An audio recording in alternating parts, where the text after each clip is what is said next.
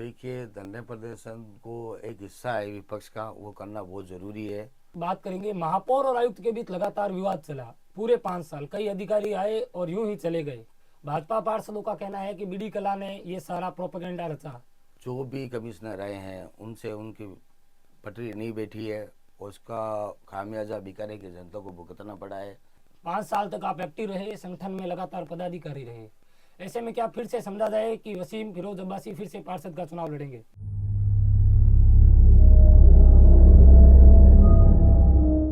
नमस्कार, आप देख रहे हैं राजस्थान फर्स्ट न्यूज। मैं हूं आपके साथ संजय स्वामी। राजस्थान फर्स्ट न्यूज की वार्ड के विकास के हिसाब किताब की यात्रा आज पहुंची है वार्ड 80 में, जहां हमारे साथ हैं कांग्रेस के निवर्तमान पार्षद वसीम फिरोज अब्बासी। हम इनसे बातचीत करेंगे और जानेंगे कि 5 साल इन्होंने जनता के लिए क्या काम किए और कैसे इनके सामने चैलेंज रहे। पार्षद साहब नमस्कार। नमस्कार।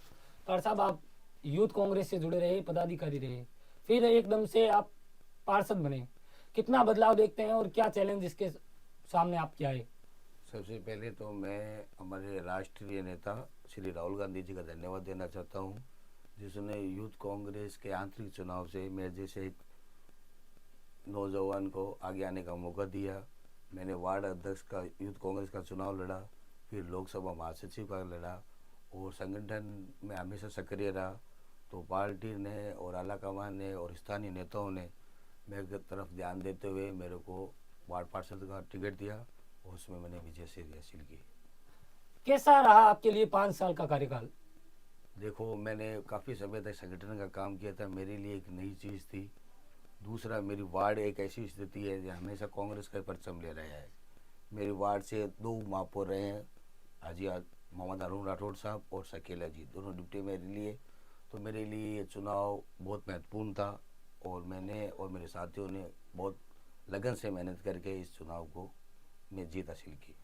आप जनता को ये बता पाएंगे एक मोटा मोटी आइडिया कि भी मैंने 5 साल में वार्ड के लिए इतने रुपए के विकास कार्य करवाए?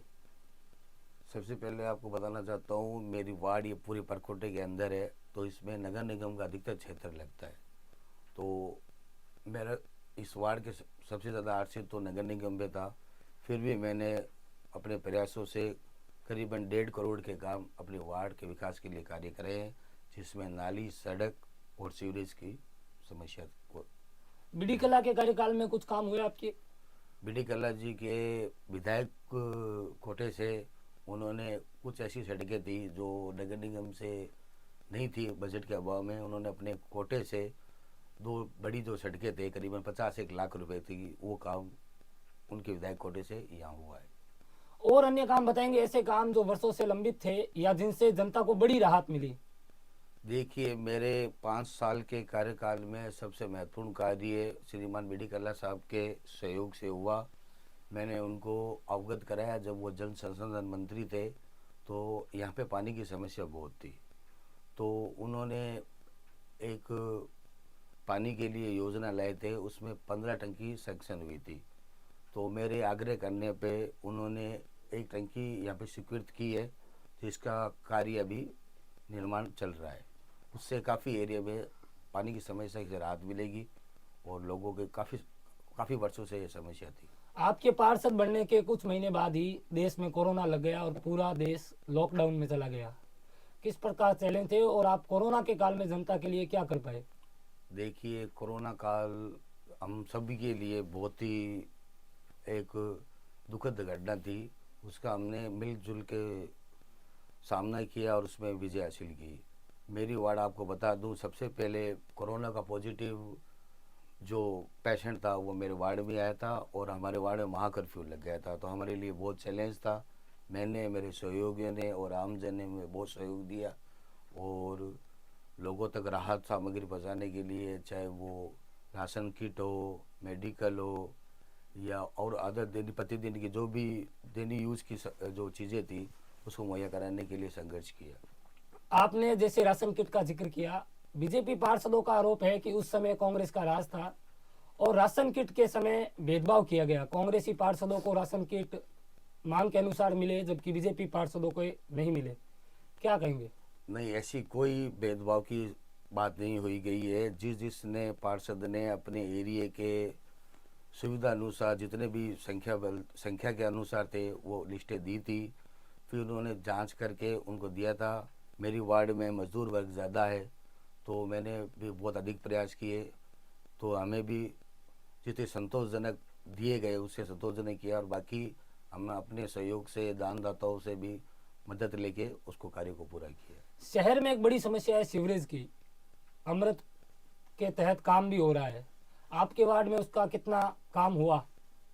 देखिए, परकोटे में सबसे बड़ी समस्या यही सीवरेज की है, जो काफ़ी 40 साल पहले जो सीवरेज डली गई थी और पूरी तरह क्षतिग्रस्त हो गई है।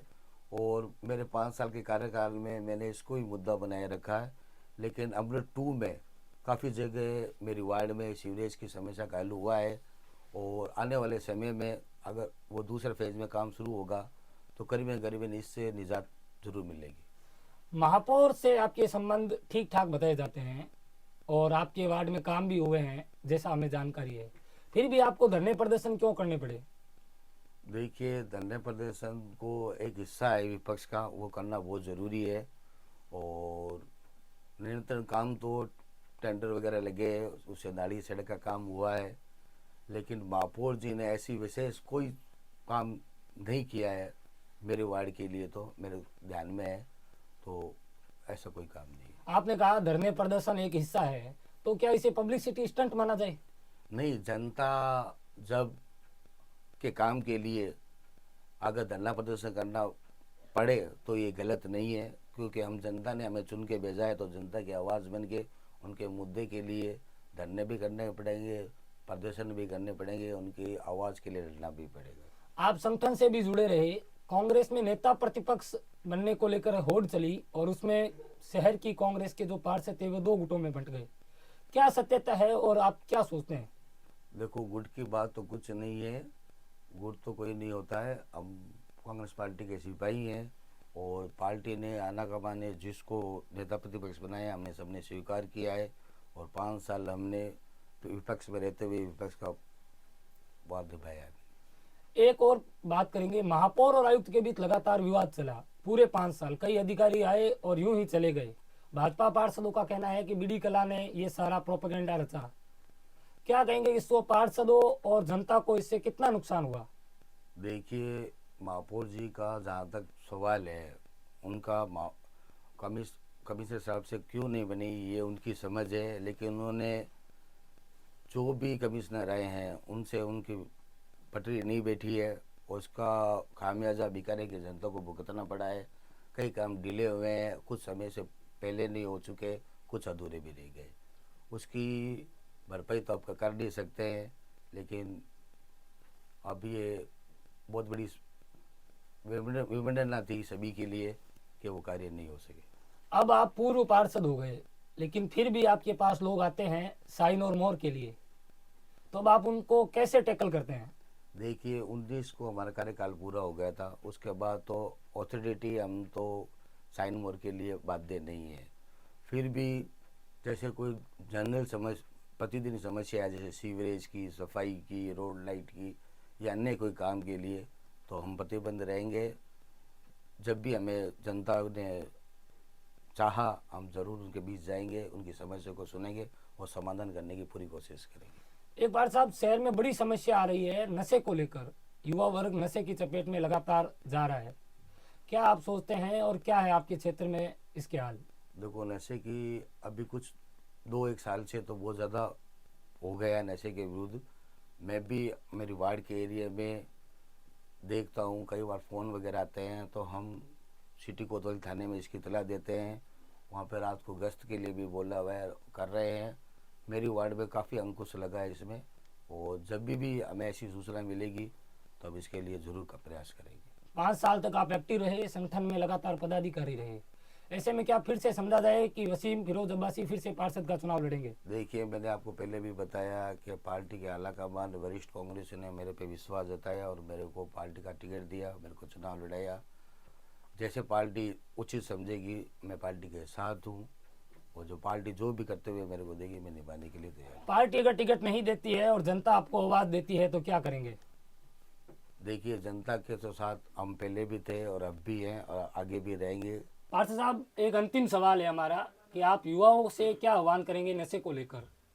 देखिए, मैं युवाओं को आह्वान करूंगा कि नशे से दूर रहें और जहां तक हो सके से बचने की कोशिश करें। इसके लिए भी प्रशासन तो अलर्ट हो गया है, हर जगह दबिश दी जा रही है, लेकिन मैं प्रशासन से ये कहना चाहूँगा कि इसके लिए एक ये मुहिम करे कि जो नशा कहीं से बाहर से आ रहा है पहले उससे रोक लगे जाए।